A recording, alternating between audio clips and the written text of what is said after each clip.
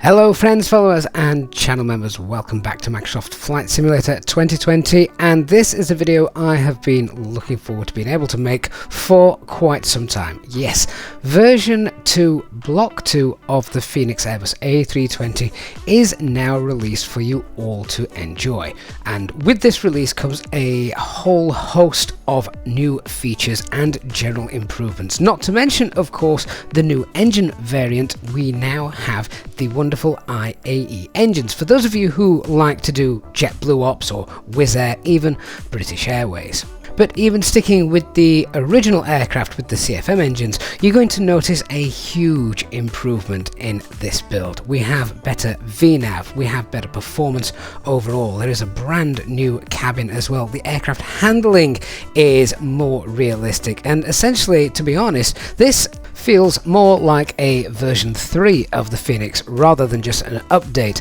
to version 2.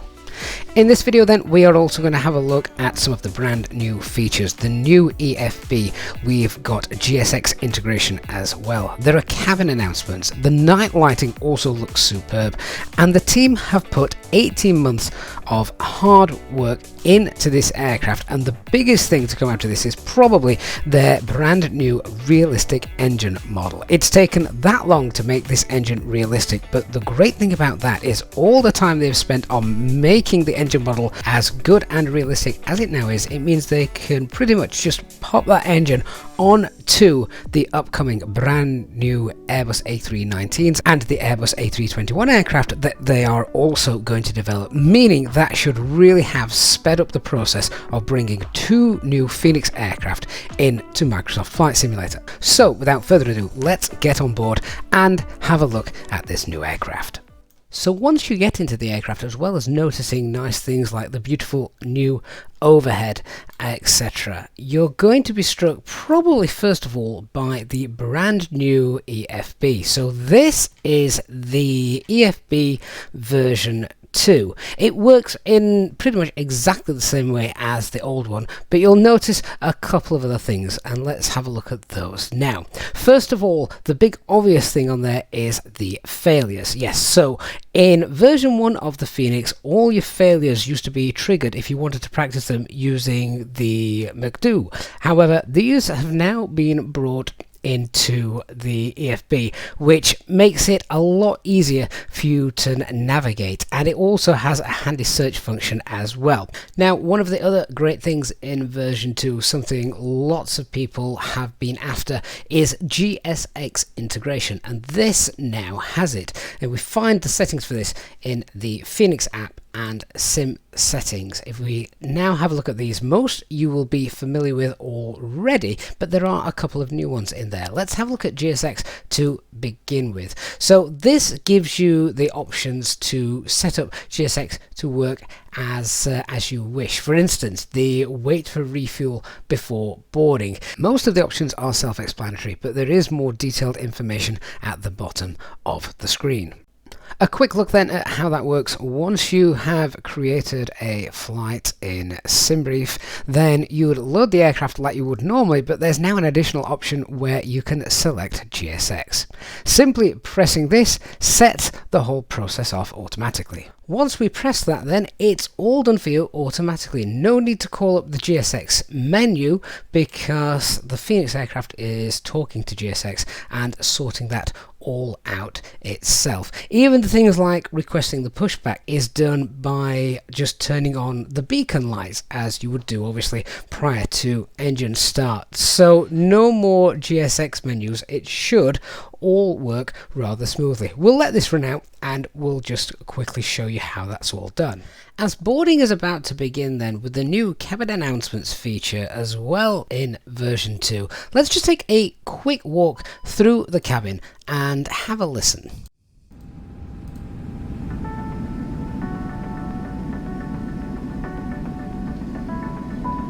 So you can hear a little bit of music there playing. So this of course is something that you can turn off if you don't like it, but full cabin announcements are now part of version 2. Passengers bus is coming. And we'll check those out as it comes.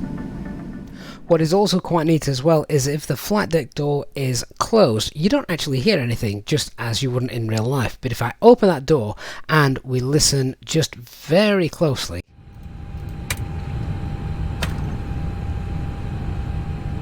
hopefully you'll be able to hear very gently in the background the sound of that music. Hi Captain, the cabin is now secure for takeoff. As part as well of the new cabin sounds, you are going to be contacted by the cabin crew via the intercom system, so you're going to have to respond to them, and they'll let you know things like when the cabin is prepared for takeoff and for landing, that kind of thing. Another new feature in version 2 of the EFB is found on the takeoff performance page, particularly with the intersection data.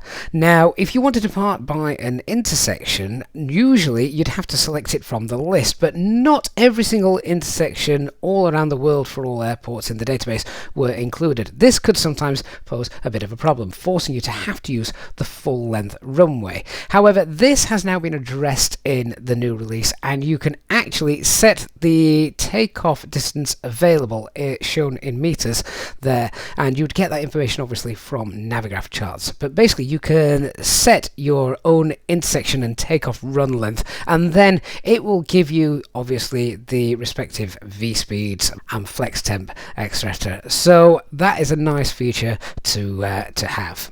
Once that's all been selected as well and you've done your calculations, if you wish, you can now hit the Send to McDo button down here at the bottom, which does exactly like it sounds. So once we press that, if we now come across, have a quick look, go to our performance page, you'll see that's all been filled out for you. It can save you a bit of time, particularly if you don't want to spend that time popping the things in yourself manually. You'll also be pleased to hear that the box is now fully working again. A few months back it broke with the ability of being able to fetch weather data into the box, but this has now been fixed, and so we can get en route weathers as we're flying along, just as we used to do when the aircraft first released. Once you're all set to go, then continuing the GSX integration, APU up and running, pushback clearance has been granted.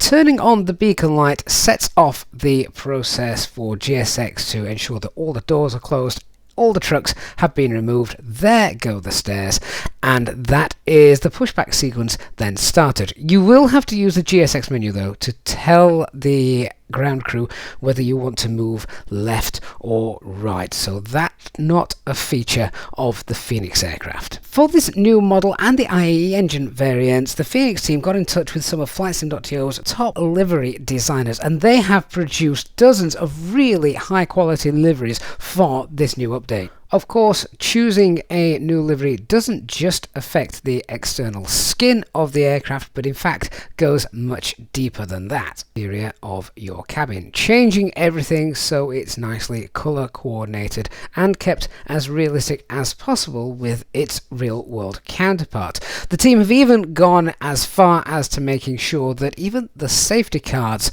are realistic as per the airline you've selected, and also the offers that are available to your flying customers as well.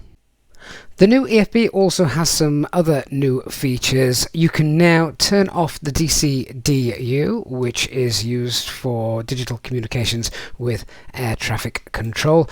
A SATCOM antenna is also available as well. And if you move over to the airline page, you can even change the window mount. Rather than using a window mount, you can actually just have a frame, and that will get rid of the mount for you, which just gives you a little bit more visibility out the window, which I do quite like. So a couple of other things that I think are quite important to point out. If you are a user of the MiniFCU unit, then that works absolutely fine with the version 2 release of the Fenix. As you can see that I'm just manipulating the altitude on the FCU. So yep, that's great that there's no delay in that working with the new aircraft. And one of the other things you'll probably notice is that when you're taxiing, you will not need as much engine thrust to actually get the aircraft rolling. In the previous build, sometimes you had to use unrealistic amounts of thrust, even if the aircraft was light, in order to get the aircraft to start and roll. But now this is much more realistic. The taxi handling as well is far better. After this update, you'll be able to track the taxi lines and runway center line, etc. much easier with the rudder pedals and the tiller. So let's have a listen to those engines then. We'll start with the CFMs, and here is what they sound like.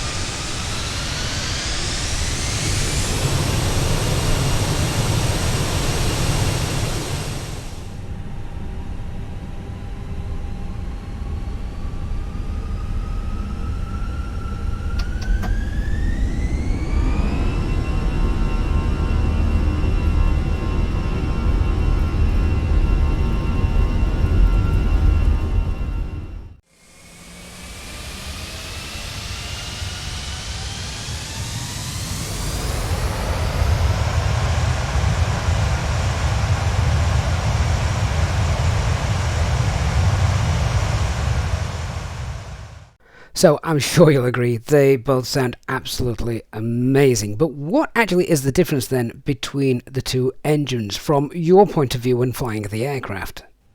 So up until now, you're probably used to seeing N1 as a percentage value with the CFM engines, and with the IAEs that has changed. Instead, they use EPR, which stands for engine pressure ratio. Still not much difference to you as a pilot, but a couple of things that you do need to know. When you're about to take off, you would spool up your CFM engines to 50% N1, make sure they're all stabilized and everything's fine, and then you would set your takeoff setting. However, with the IAE engines, you want to spool up to 1.05, which is the equivalent of 50% on the N1 for CFM engines. Now 1.05 really isn't very much, and as you can see, if I just manipulate my thrust levers a little bit, it doesn't take too long to get up there. And it does feel, particularly with my Thrustmaster thrust levers, it doesn't actually take very much at all. So once we've got those happy, after that, then you would just take off like normal using either flex or toga.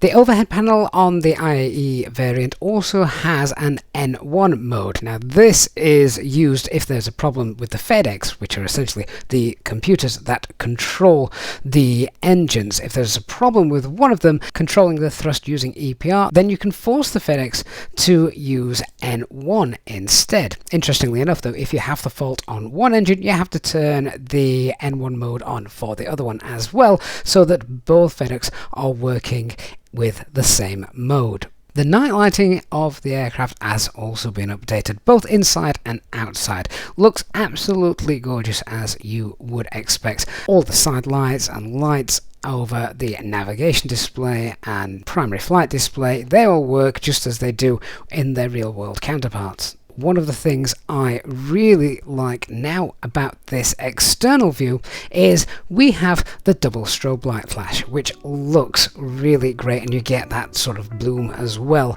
when you're zoomed in on it. And finally then, one of the things you are going to find when landing, something which many people used to struggle with the Fenix aircraft, is you're going to find that it sort of plants down onto the runway much more realistically, and you are not going to be left really trying to stop the aircraft from floating after touchdown. It's very easy, of course, we've spoken before on this channel about over flaring the aircraft, but the team did acknowledge that there was a bit of an issue with the fact that it could float more than the aircraft should. Well, of course, that too has been addressed in this update, so all your landings now are hopefully going to be much more realistic. The last point I'd like to make then is of course the overall performance of this new build. Now this isn't something that I'm going into in great detail because everybody has a different PC setup, but I would love to hear in the comments down below from you guys how you have found the performance of this latest release. Is this much better than you were getting on the previous build of the Fenix aircraft? They have worked really hard in scaling down a lot of space, and the memory that is required to run this aircraft is much less than the previous build, so hopefully you're going to see some FPS improvements. And as I said, I'd love to hear your comments overall in general on this build now that it is finally available. We can look forward to many live streams in this aircraft, and I'm looking forward to sharing the flight deck with you guys in the future.